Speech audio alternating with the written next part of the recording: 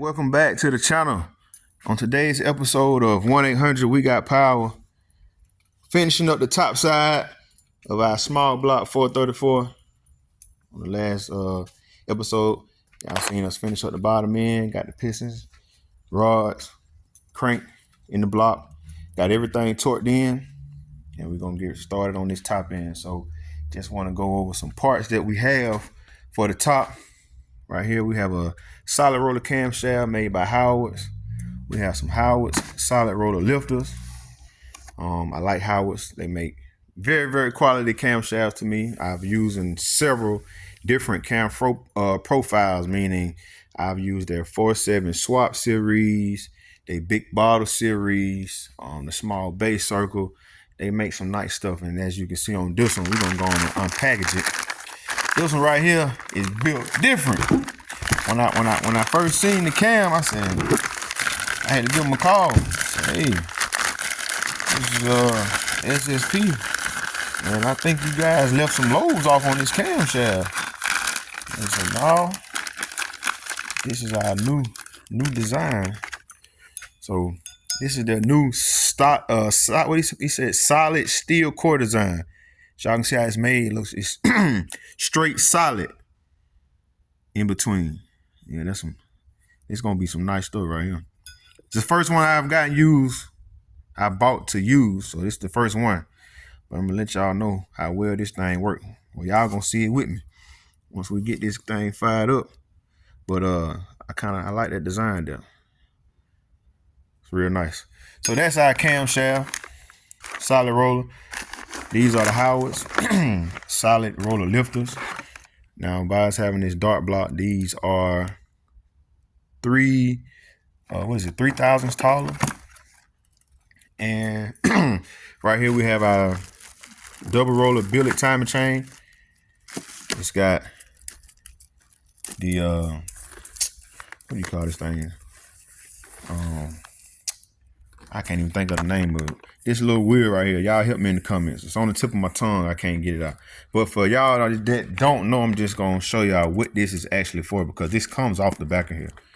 Yeah, some of these, they pop off the back. And what that does is, if you just run a regular double roller timing chain, once you tighten that chain, the timing gear down to the cam, and it pulls it forward, it's also gonna pull the timing gear back this way. And once you tighten it down, and it starts to rotate, it'll dig up in this area right here. It's gonna be kind of hard to notice it because you won't be able to see it. And it'll be digging up in here, eating off the metal here, going down into this bottom area, get down into your pan, your pump will eventually pick it up. And then that's how you'll wipe out a bearing. But we got our nice billet double roller timing chain. And we also have our heads here by, y'all see what's going, AFR. So on this one, we got the full Raceport series 227s. And I know y'all probably wondering, well, why we didn't go with a 235 or 245. And specifically on this engine is because this is going to be more so of a streetable engine than a all-out race engine. So just to kind of help some people out that don't really understand selecting cylinder heads, if we would have put the 245s on here, then we would have had to run a extremely large camshaft to optimize the use of a 245 head, and that would take away a lot of our street drivability the way we plan on driving this car. So we back down 2 steps on the heads, which is a 227, but it has a full Raceport, and we have a fairly large solid roller cam here.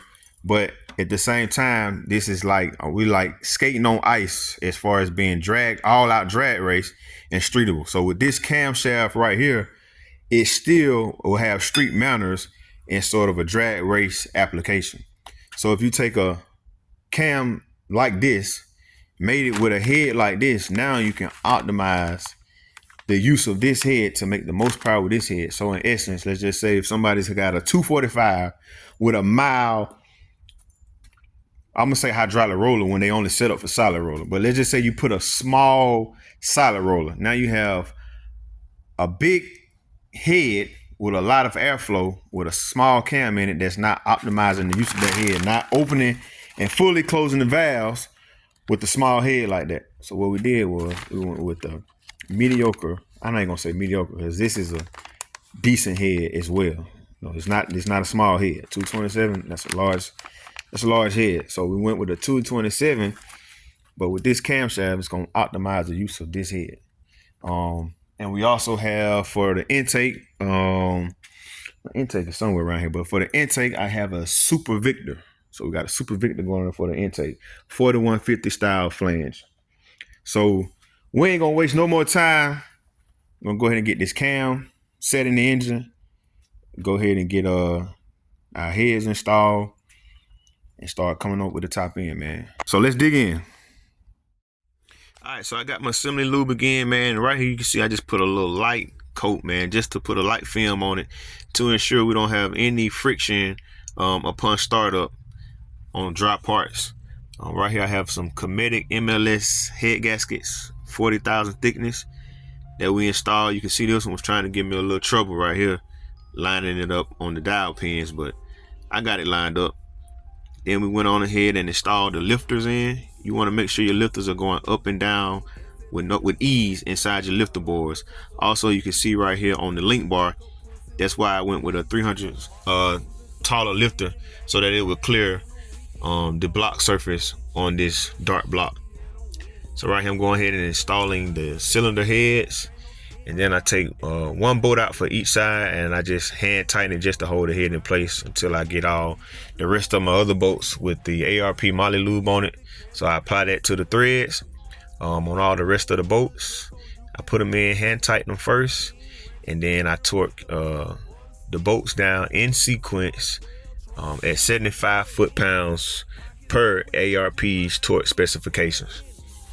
Then once I got all those torqued down, I forgot to hit record right here, man, but I installed the lifters, mocked everything up, adjusted the valves, installed the stud girdles, and then right here I'm applying some silicone just around the coolant ends on the heads only. And then I'm gonna just take my finger and spread it out and just make it like a little light film. This will just hold the intake gaskets in place. As you can see right here, I'm laying them down. So once you do that, once you set them, they'll hold in place like butter. They won't slide and move around on you and cause those gaskets to slip and move when you put in the intake. I'm gonna let you see how that looks. So we got everything done. Now it's time to apply some glue to the China wall so that we can install this intake. And I got a nice bead of glue on here too, man. But we get that intake set down on there and bam, she's sitting like butter. And that finish up our small block Chevy 434,000 horsepower build. I have everything installed on the engine except for the valve covers. And the reason I don't have the valve covers installed is because I'm giving the silicone a little time to dry so I can pour 7 quarts of oil in it. Then I'm gonna install, put my engine prime tool in it, prime the engine, drop the distributor, and set it. It's already top dead center on the power stroke. And once we do that, this thing will be ready to come off the motor stand and be on the engine test run stand. And once we have oil pressure, for y'all that don't know, once I get all 4 tires on the ground, it's out the shop to the floor and hold it to see if it blow. So y'all make sure y'all stay tuned later on. Drop in the comments, man, if there's anything I left out, anything that you guys want to know about this engine that I didn't mention or didn't show. Hit me in the comments, let me know, man. I promise you these videos gonna get better. Something new I'm trying for everybody that like to do things themselves. Just showing y'all how I do it. And also, like I said, man, on this channel, we putting things together from the top of the line parts to the cheapest parts to see what can hold up to what power levels, man. Everything I build, you're going to see how it performs. So this engine right here will be going in a G-body. I'm not sure what G-body yet, but like I told y'all, it will be driven in the street. So I'm going to make sure I get a lot of footage of this thing actually in the street, in traffic. And also, I'm going to have a lot of footage of this thing at the track and racing up against some of the top cars we have in the city. So y'all make sure y'all stay tuned. Like, comment, subscribe. Until the next one, SSP 1-800 We got power.